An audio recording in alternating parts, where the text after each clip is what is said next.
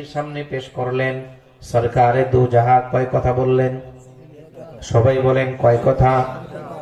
আমরা শান্তি চাই কি চাই না? যদি শান্তি চাই তিন কথা মানতে হবে, পারবো ইনশাআল্লাহ।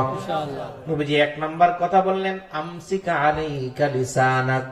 ও আমার সাহাবী, শান্তি যদি পেতে চাও এক নাম্বার কাজ হলো তুমি তোমার জবানকে হেফাজত করো, জবান কন্ট্রোল করো। জবান কি করো? এখানে অনেকগুলা কথা, এর মধ্যে সবচেয়ে বড় কথা হলো জবান দিয়ে মিথ্যা বলা যাবে না। পারবো তো ইনশাআল্লাহ? এক নাম্বার কি? জবানকে কন্ট্রোল করো। আমসিকা আলাইকা লিসানাক, তুমি তোমার জবান কন্ট্রোল করো। মিথ্যা বলা যাবে না, ছলছাতুরি করা যাবে না, বাহানা করা যাবে না, মানুষকে ধোঁকা দেওয়া যাবে না, চুগলখড়ি করা যাবে না, হারাম খাওয়া যাবে না। ভালো করে মনে রাখেন, ব্রেনের ডাক্তার আছে, নাক কান গলা বিশেষজ্ঞ আছে, হার্টের বিশেষজ্ঞ আছে, লিভারের ডাক্তার আছে, আছে না নাই? জিন্দেগিতে শুনেছেন জিহ্বার কোন ডাক্তার আছে? দাঁতের ডেন্টিস্ট আছে, আছে না? দাঁতের ডাক্তারও আছে, চোখের আছে, নাকের আছে, কানের আছে, চুলের আছে, ত্বকের আছে, আছে না নাই? বিশ্বাস করেন জিহ্বার কোন ডাক্তার নাই। কেন? আল্লাহ কখনো জিহ্বাকে অসুস্থ বানান না। জ্বর আইলে যতটুকু সাময়িক জিহ্বার মধ্যে স্বাদ লাগান, এটা জ্বরের প্রভাবের কারণে, মূলত জিহ্বার মধ্যে কোনো অসুখ নাই। ওলামায়ে কেরাম বলেন, যারা চিন্তক আলেম তারা বলেন জিহ্বা আল্লাহ রোগ দেন না কেন? জিহ্বার করে কখনো সার্জারি হয়? সার্জারি বুঝেন তো, অপারেশন হয় জিহ্বার? কখনো অপারেশন হয় না। এটা কেন হয় না অপারেশন? কেন? আল্লাহ যেন আমাদেরকে বলেন, বান্দা এই জিহ্বাটা দিয়ে তুমি আমি মালিককে ডাকবা। সুবহানাল্লাহ। এই জিহ্বাটা দিয়ে তুমি আমাকে ডাকবা। পয়গম্বর আইয়ুব আলাইহিস সালাতু ওয়াস সালাম সমস্ত শরীর পোকায় খেয়ে নিছে, কোনো আওয়াজ করেন নাই। যেই না জিহ্বার মধ্যে চলে আসছে, ডাক দিছে, আল্লাহ এটা দিয়া তোমার জপি, এটাকে তুমি অসুস্থ বানায়ো না। সুবহানাল্লাহ। এই জন্য আল্লাহ জিহ্বাকে কোনো অসুখ দেন না।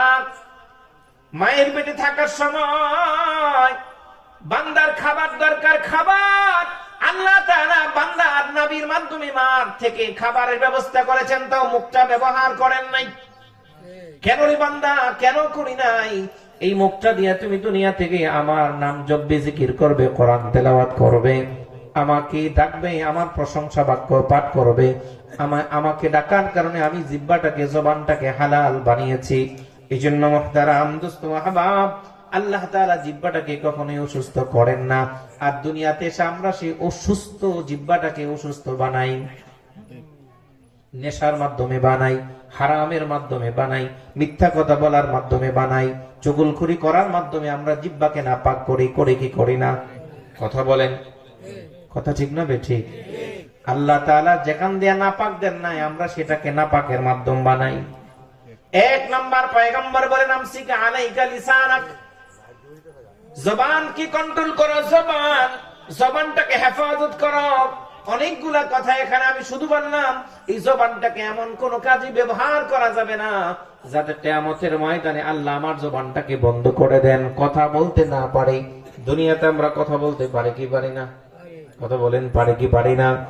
আল্লাহ কিয়ামতের ময়দানে বলবেন, কিছু লোক আমার সামনে এমন হবে যারা আমার সামনে কথা বলতে চাবে কিন্তু পারবে না, পারমিশন লাগবে। يوم يأتي لا تكلم نفس إلا بإذنه فمنهم شقي وسعيد فأما الذين شقوا ففي النار لهم فيها زفير وشهيق خالدين فيها ما دامت السماوات والأرض إلا ما شاء ربك إن ربك فعال لما يريد.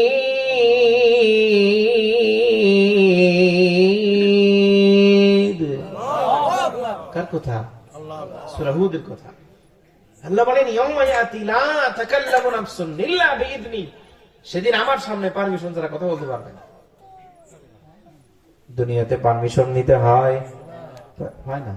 পারমিশন নিতে হয়। আল্লাহ তুমি পারমিশন দিলে কথা বলবে, নিতে হয় না? ওনার কল বলতেছে কি না? সত্য মিথ্যা সঠিক বেঠিক মিলায়া বলে কি বলে না?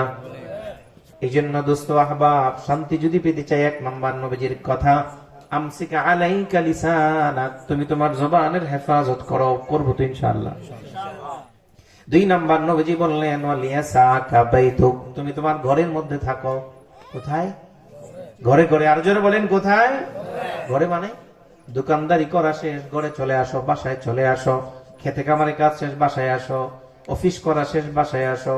বাহিরের কাজ করা শেষ, বাসায় থাকো। কারণ বাহিরে গুনাহ বেশি হয়, ঘরে গুনাহ কম হয়।